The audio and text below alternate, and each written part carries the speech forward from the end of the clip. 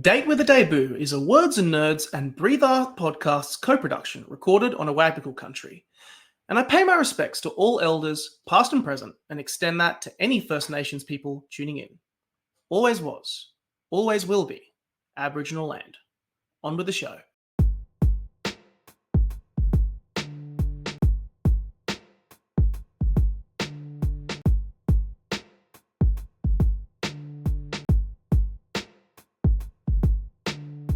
Welcome to Date with a Debut, a podcast about debut authors, their incredible books, and their journey to publication. If you are looking for a new author to discover or writing inspiration for your own story and you don't know where to start, this is the place to be.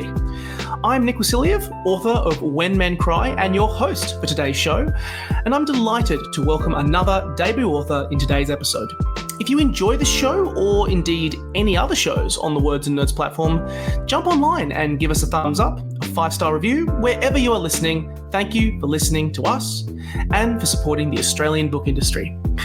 You can also find any books mentioned in today's podcast down in the description. Today, I'm joined by Lauren Crozier, and we're here today to talk about her YA debut novel, The Best Witch in Paris, which won the 2023 Text Prize for Young Adult and Children's Writing, and you can get a copy of it right now in the description. We will be discussing mild spoilers, so I suggest you grab yourself a copy right now, or at least very soon. I started off by asking Lauren about winning the Text Prize and what the reaction to the book has been like now that it has been out for a few weeks. Lauren, welcome to Date with a Debut. Thank you. I'm so delighted to be here. I'm coming to you today from the land of the Gayamagal people of the Eora Nation. It is so lovely to have you here on this podcast and to talk about this beautiful, amazing book, The Best Witch in Paris. For everyone who has the video setting of this podcast, I am holding it up to the screen right now. It is beautiful. I first of all just want to shout out, with this book, you won the 2023 Text Prize with this, which fire effort. That's insane. Already a massive stamp of approval. I mean, how does it feel to actually hit the ground running with a debut novel and winning such a cool prize? Oh gosh, I mean, it's amazing. I don't think it's really truly sunk in yet, but winning the Text Prize changed my life, really. I was sort of writing for about 10 years, seriously, I'd say, in between motherhood and work. And when I won the Text Prize, it was one phone call and I was a literary award winner. I had a contract and I was working with my dream editor. So yeah, it was amazing. Still is amazing. Is it? Do you get like those moments of imposter syndrome? I feel like that's the universal experience that so many authors have. They're like, I didn't do that. Was that me that won that and pulled that off? No way. Oh, definitely. I think that's just a lot of the author, isn't it? I think that self-doubt comes with the territory. I think that's why we write about it so much as well. It's true. Look, when we're stuck in a room writing words and putting words together, it's just a constant companion. But successful the book has been. We have the benefit with this particular podcast is that the book has been out for a little while, and what has the reaction been like? I mean, when you're getting acclaim from the likes of Jacqueline Moriarty, you're doing all right. Has there been any funny stories about the reactions to the book? Have you gotten any funny messages from fans who've been like, I love this and this and this, or this particular, Luna is me, I am Luna, or anything like that? I've had some really lovely messages, to be honest. I think some really, really lovely feedback, and including from some young readers, which I think is as a children's author, that's just the best kind of feedback when a kid gets in touch to say how much they love the book. So I've had a little bit of that, and that's been really lovely. Have any of them made you cry? Because if I was in that position, if I had written a kid's book and a kid had told me this was the best book they'd ever written, I think I would burst into tears. I wouldn't be able to emotionally process it. Yeah, look, I did get a little bit teary. I had an email or a message from someone whose daughter had read the book, and it was the first kind of big proper novel that she'd read, and she read it in 3 days. She loved it so much, and they went to find some other books that I'd written and discovered there weren't none yet. Oh, that's so sweet. So that was lovely. Oh, that is so sweet. What a lovely email to get. Oh man, that would make the day. Yeah, it Well, did. That's exactly what I told her. well, let's talk about this book. The Best Witch in Paris, again, published by Text Publishing. We're now at the point of the podcast where I like to where I like to ask the author about their 1-minute pitch, their elevator pitch for this book. So tell me, what is The Best Witch in Paris about? Okay, well, gosh, authors hate pitches, don't they? All right, I'll do my very best. The Best Witch in Paris is the story of an almost 13-year-old French witch called Luna who goes on an adventure with a very small and troublesome boobook owl and learns a lot about herself along the way. It's a story of or about belonging and finding out who you are. I think you nailed it pretty well. Good sales pitch. Yeah. Enough to hook people in and bring more. You know, it's you always feel like you never quite get the use of the sales pitch, and then even when you're doing it like the 100th or the 200th time, you're just like, is it the same one? Who knows? I don't know. Yeah, I it just changes every time I have to do one. It honestly does feel like that, doesn't it? It really Yeah. does. Before we actually dive into the actual book itself, we talked a little bit about it beforehand, but I just wanted to shout out the cover of this book, which is absolutely stunning. I love me some plated gold. I love me purples. And of course, I love a beautiful backdrop of Paris in the background. Yes. First thoughts when you saw this cover. I mean, can you first of all shout out the illustrator who put this beautiful cover together? You must have been so chuffed to have seen this. And so this is Christina Kister's work, the wonderful Christina Kister. And the cover design was Imogen Stubbs from Text, and they just did the most wonderful job. I think the first time I saw it, I had sort of underestimated the impact it would have on me, and it was a sketch at that point. It was just very much an early draft.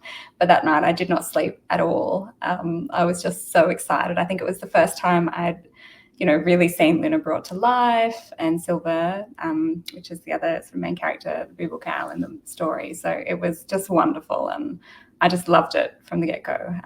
I couldn't have dreamt up a better cover. It is stunning. It is such a gorgeous book. And I mean, I think some, YA middle grade book covers are some of the best in the whole industry. And I think this one is no exception. This is a great story. It's kind of, as you mentioned at the top, it's about the discovery of yourself, who you are, self-confidence. It's about friendship. It's about meeting challenges, as well as the story of someone finding their place in the world. Plus witches, which I like. I love the environment, first of all, of the Witches' Quarter that you set up in Paris that our protagonist Luna finds herself in. They're kind of true to the actual form of the actual cover of the book. There's a lot of warmth. There is a lot of color to this world, which I love. Maybe it's because I'm from my own personal connections. I've been recently getting into. I just came back from a trip overseas, and I've been getting into Studio Ghibli movies and that style. So I immediately, when I was seeing this crazy environment, I was immediately drawn to that connection of fun, earnest, whimsical, fun storytelling, similar to something that you'd see like Kiki's Delivery Service, like that beautiful movie. But Luna, she rides a battered, temperamental old broom. Sometimes her magic works. Sometimes it doesn't act or work the way she would like to, or doesn't act at all. Out of curiosity, what is it about the coming of age story, but also specifically through the lens of the world of witches and fantasy? What is it about? Oh, gosh. I mean, it's everything. I mean, I think, gosh, how do I answer that? Look, I think that for me, it's just based on a personal preoccupation more than anything else. They're just things that I love. And, when I write and when I'm writing without constraints, I sort of return to these same ideas over and over again. And certainly I think that I love coming of age stories. I love any kind of story that has, a magic element in it. Generally, I sort of prefer fantasy that's set in the real world, so sort of what would be called urban fantasy, I guess, or low fantasy, though I don't really like that term. we're sort of people or witches in this case are sort of concerned with everyday things and how magic can address everyday concerns. That's sort of what I'm interested in doing when I'm writing. I think that's what makes it work so well, is because there's a connection between, there's the fantastical element of such a world with witches, but then the actual relating it to key things that every human experiences, in their journey. First of all, I love Luna. Like she's such a great character to kind of portray the lens of this world that you have. One of the things that I was first drawn to about Luna was I just love her resourcefulness. Like she's so capable, even if despite her challenges, she's so capable and likable on the page, and she's aiming to discover who she is. She's kind of learning from these three aunts who've taken them under her wing, and then all of a sudden her life gets thrown into an absolute loop when she comes across an animal with actual wings, which is an Australian boobook owl in the Lost Forest, Silver. Please just, I need to tell me about this dynamic. I love these two characters together. They're so much fun. Tell me about Luna and Silver, because they're so great. They are so much fun, aren't they? And I think probably it would be helpful to first explain. So in the world of the Best Witch in Paris, familiars are really, really important to witches, and they sort of function as a magical friend and a helper, and every witch has to have a familiar. And sort of the key thing is that you don't get to choose your familiar chooses you. And if you don't know at once why that familiar is right for you, you will soon find out. And I think as the book goes on, Luna sort of discovers why Silver, this really fussy, troublesome little boobook, very prickly, she sort of finds out why she's exactly right for her. Yeah, I do think the dynamic between these two are so great. And I will give a mild spoiler here, and that is, of course, the fact that Silver is actually Madame Valadon, who is kind of the eponymous best witch in Paris for this book, is actually the owner of Silver. Which definitely throws a couple of key questions into the loop around, what happens when you find yourself in this particular situation, but particularly in an environment like that you have with witches, where having a familiar is so important. Tell me a little bit about Madame Valadon, because so much is of what Luna does and how she struggles with this situation is also framed by that ever-present, overhanging presence of this Madame Valadon, of this best witch who has so much reputation around her. Yes, so Madame Valadon is sort of a fabulous, very crafty and cunning and cantankerous villain in the story. And of course, she claims that Silver the boobook is her familiar, even though she already has a familiar of her own, which happens to be a python that she likes to wear draped around her body, called Titu. And I think Madame Valadon is very fixated on being the best witch in Paris at any cost. And I think that is ultimately sort of her undoing in the story. And it sort of goes to, the larger themes that I was sort of exploring in the book around belonging and self-doubt. And, belonging is really an antidote to self-doubt. But Madame Valadon hasn't sort of worked that out yet. But, she's a wonderful character. I do love Madame Valadon, and she's, she gets the ending that she deserves in the best possible way. And I think she finds her own, sense of belonging in the end, in a way. Yeah, I mean that theme, that ever-present theme of belonging is extremely present when you have that direct comparison between when you have the direct comparison between Madame Valadon and Luna.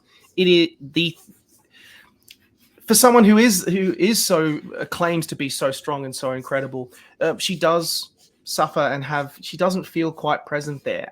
It makes her so fun to actually just see on the page, because, like you say, she is so. There's so much to digest. I feel like a villain, or the equivalent of a villain, is such a character that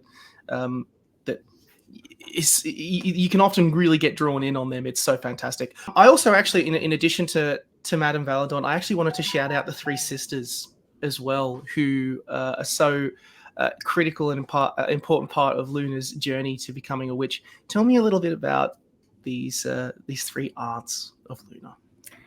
Oh gosh, the aunts are so wonderful. They're so. They are. I love them. I don't know if I can say that about my own characters, but I love them so much. Aunt Agnes and Aunt Henrietta and Aunt Jessie. They sort of found Luna as a baby and have raised her as a witch, and they are just, I mean, they're so loving. They're full of, you know, eccentricities, and I mean, they're just so much fun. They're always getting up to some sort of mischief, even though I think they would claim they weren't. And they're just, I mean, they're such a loving presence in Luna's life, I'll say that. And they're also just so much fun.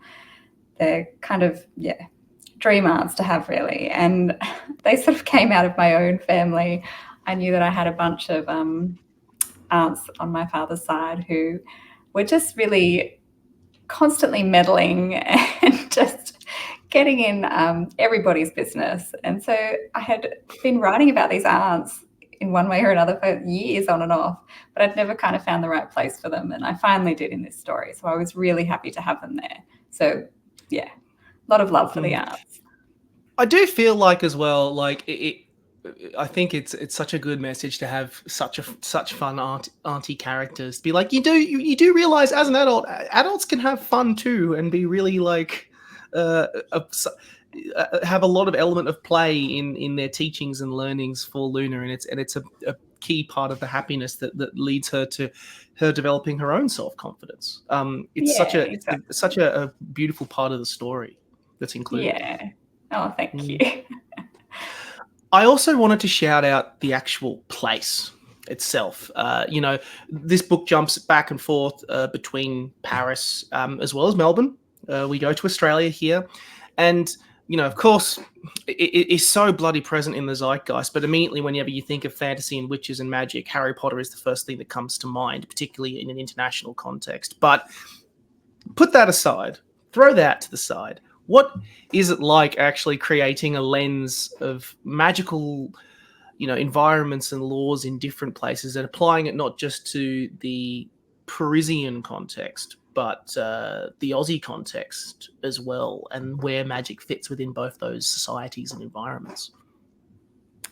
Yeah, I mean, it was just so much fun, and I didn't really set out thinking I'm going to set this book in Paris and Melbourne, but it just sort of, again, I mean, everything just comes out of my own preoccupations. I love both those cities.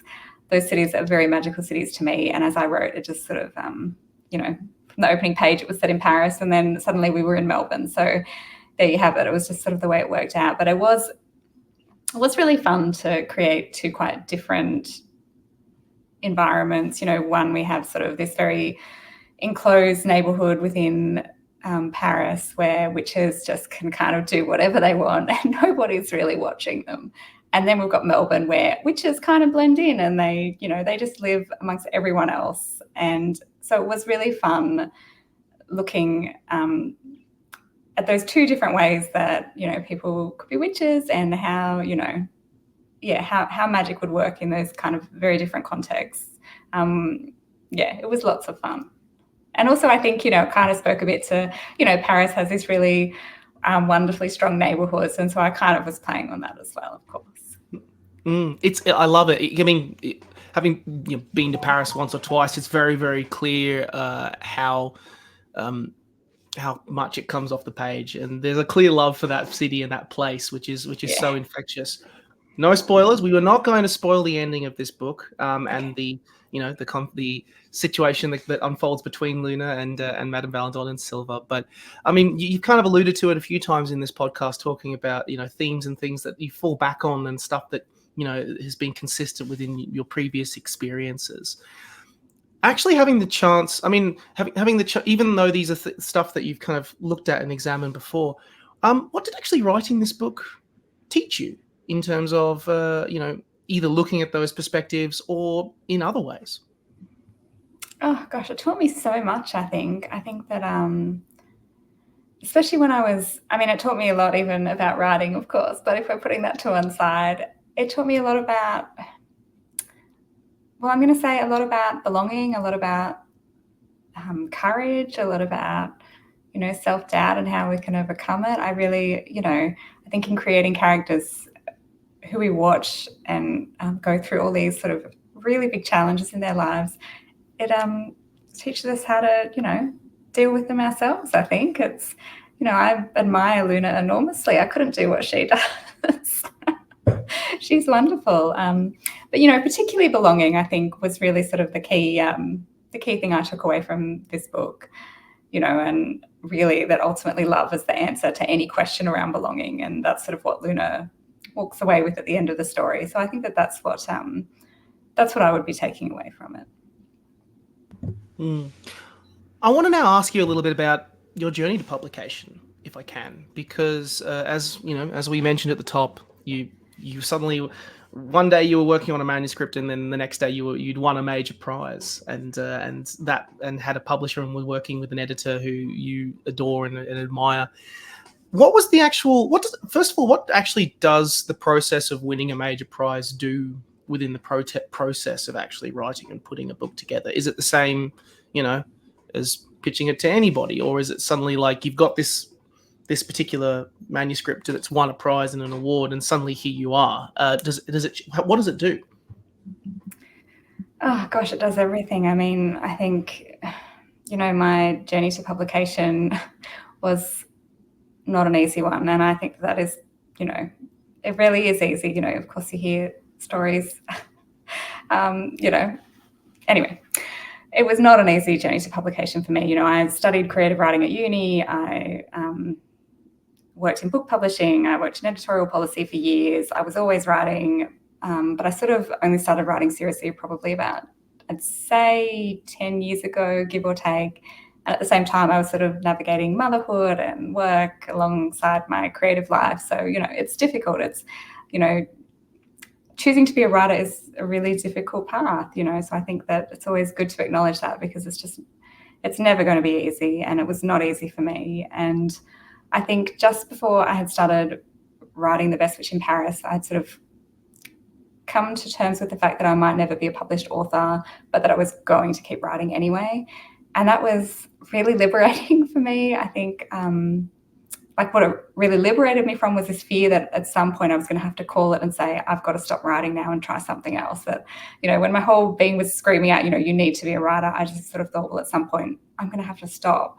And so I think once I accepted that I could go on writing even if I wasn't a published author, I think from that point I sort of wrote without any constraints, and that was really the best thing that could have happened to me. So then when I sat down to write The Best Witch in Paris, I just kind of went for it, and I just did whatever. I wrote what I wanted to write about, and I wrote it the way that I wanted to write it. And so, I wrote it in sort of a 6-month block when I was on long service leave, and, it was the happiest 6 months of my life, really, I think. And then I entered the text prize. I think it was like 2 hours until the award closed, and I entered it, and then I sort of forgot about it because, you just assume nothing's going to come. You're never going to get it.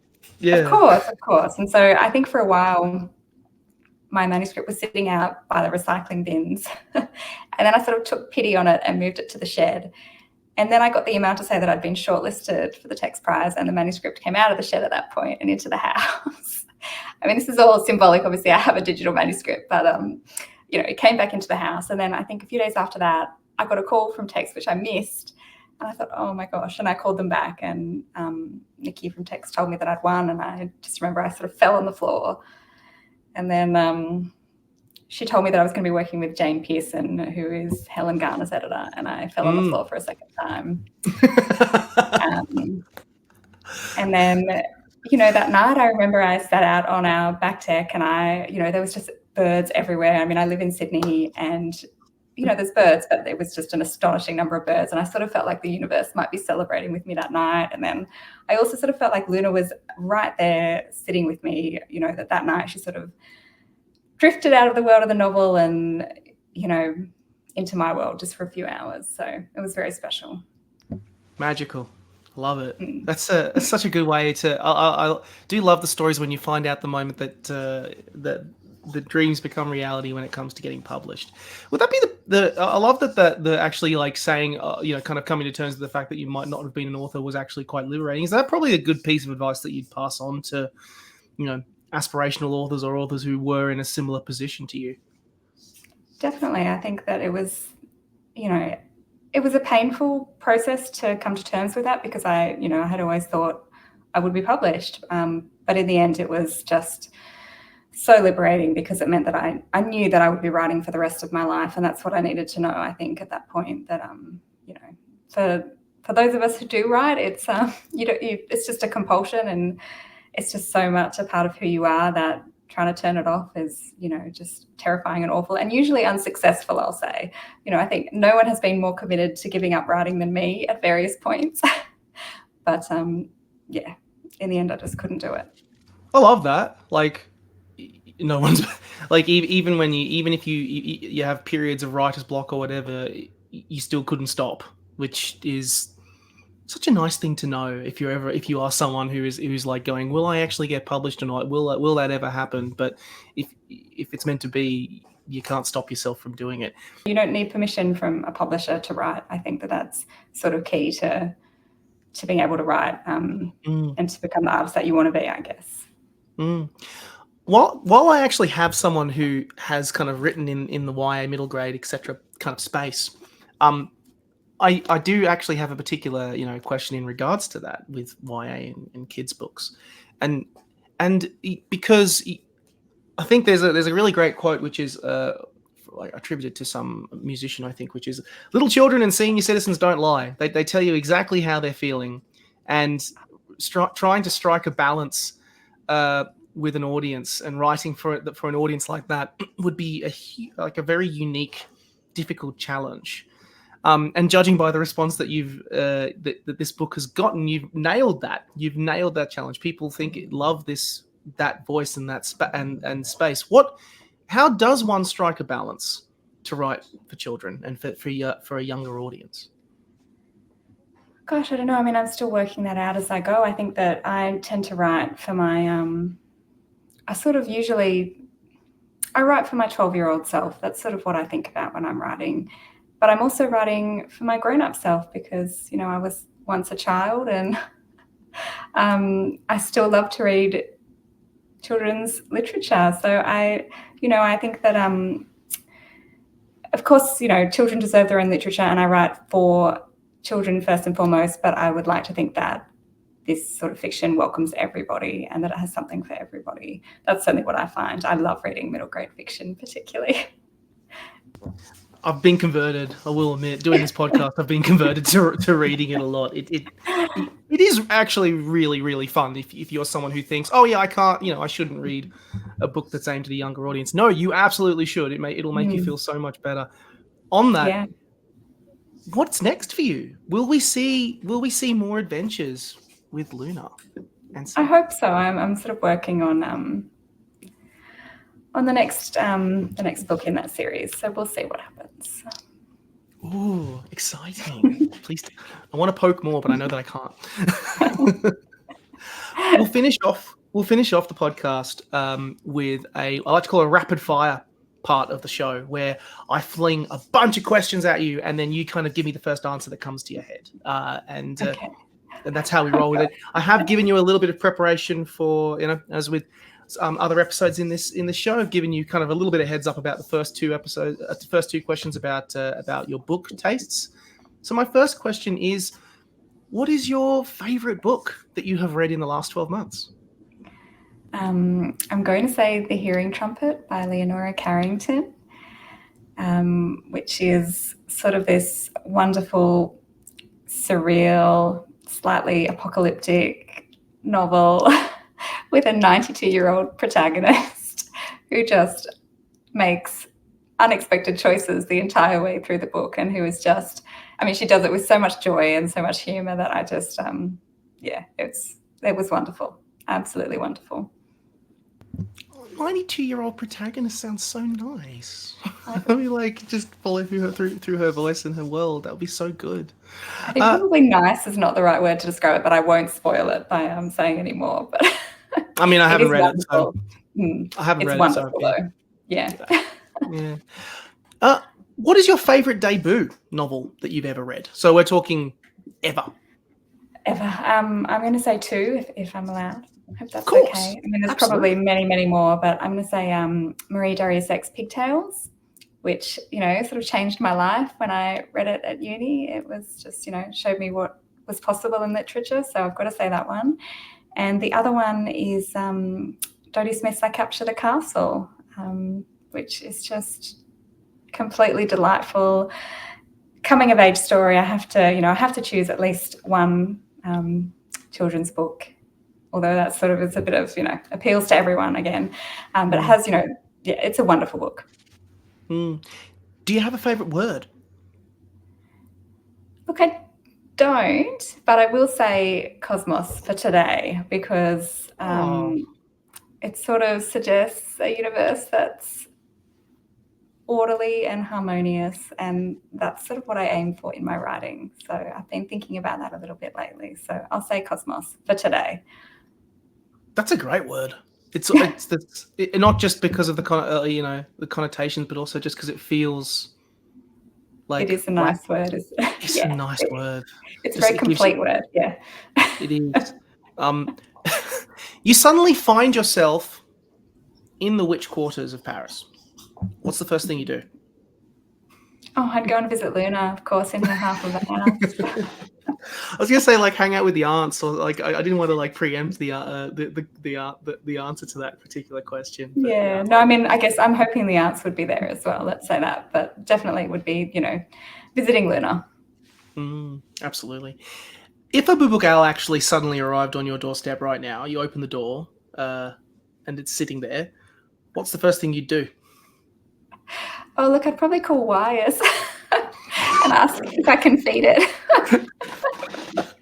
I'd be very worried if there was a Awabakal sitting outside my door, because the only time that's ever happened has been when, an animal's injured, and it will often wait out on the back, at the back door waiting for some help. So I hope that never happens, to be honest. I'm happy to see one in a tree, though. If you could live in any fantasy world, which one would you choose and why? Oh, look, I'm going to say the Witches' Quarter of Paris, because it's a world that I have been living in more or less for the past, I guess, probably 2 years. I've been drifting in and out of it, but I'm pretty comfortable there, to be honest. Pretty happy there. I mean, it is a pretty nice part of the world. Yeah. It is pretty nice in there. And then last question, are you happy? I'm very happy, wonderfully happy. Yay. I love this. Thank you so much, Lauren. It's been so nice chatting to you about this beautiful book, The Best Witch in Paris, which, if everyone listening, you can get a copy of it. It's out. It's out in the world right now. It's published by Text Publishing. It won the Text Prize. So it's gotten a seal of approval from me. Thank you so much, Lauren. It's been a pleasure having you on Date with a Debut. Oh, thank you so much. It's been so much fun.